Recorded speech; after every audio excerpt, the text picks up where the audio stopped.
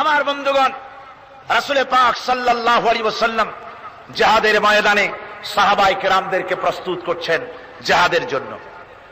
সাহাবীরা তৈরি হয়েছেন, লড়াই হবে মুতার প্রান্তরে।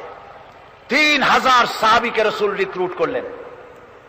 1 লক্ষ রোমান সৈন্য, তদানীন্তন পৃথিবীর সুপার পাওয়ার, সজ্জিত অস্ত্র সজ্জিত বাহিনী চলে এসেছে তারা মুতার প্রান্তরে।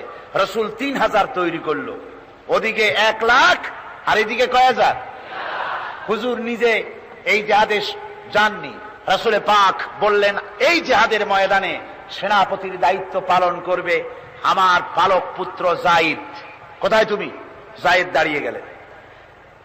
2 নম্বরে এই জিহাদের সেনাপতির দায়িত্ব পালন করবে আমার চাচাতো ভাই জাফর বিন আবি তালেব।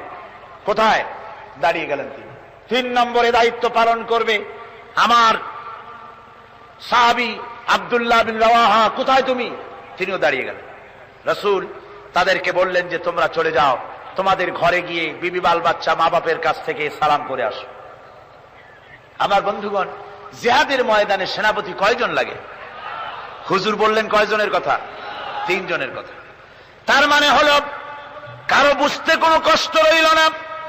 এই জিহাদের ময়দানে 3 জনের নাম যে নবীজি ঘোষণা করেছেন, এর ভিতর থেকে একজনও ফিরে আসবে না।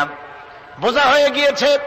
হযরতে যায়েদ বলেন, ইয়া রাসূলুল্লাহ, আমার আব্বা জান, আমি আপনার পালক পুত্র, আপনি অর্ডার করেছেন। আমার মা হযরত আয়েশা ঘরে বসে শুনেছেন। আমার তো আর যাওয়ার দরকার নাই, কারো কাছে বলারও দরকার নাই। হযরতে জাফর বিন আবি তালেব চলে গেলেন নিজের বাড়িতে। যে ডাক দিয়ে বলে, বিবিরে, আল্লাহ রাসূল আমাকে জিহাদের ময়দানে সেনাপতির দায়িত্ব দিয়েছেন। আমি তোমাকে বলতে এসেছি, সালাম করতে এলাম।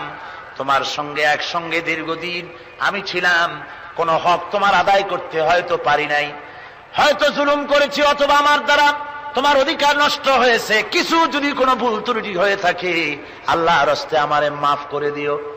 বিবি বলে, প্রাণের স্বামী, রাসূলুল্লাহ আপনাকে জিহাদের ময়দানের জন্য নির্বাচিত করেছেন, আমি আপনাকে ফিরে থাকতে বলতে পারবো না।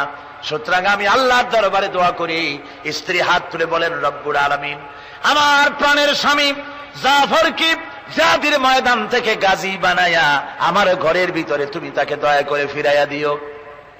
হযরতে জাফর তরবারির উল্টা পিঠ দিয়া স্ত্রীর হাতের উপরে মৃদু আঘাত করলেন আর বললেন, বিবিরে, উল্টা দোয়া করো না, উল্টা দোয়া তোমার আল্লাহর দরবারে কবুল হবে না।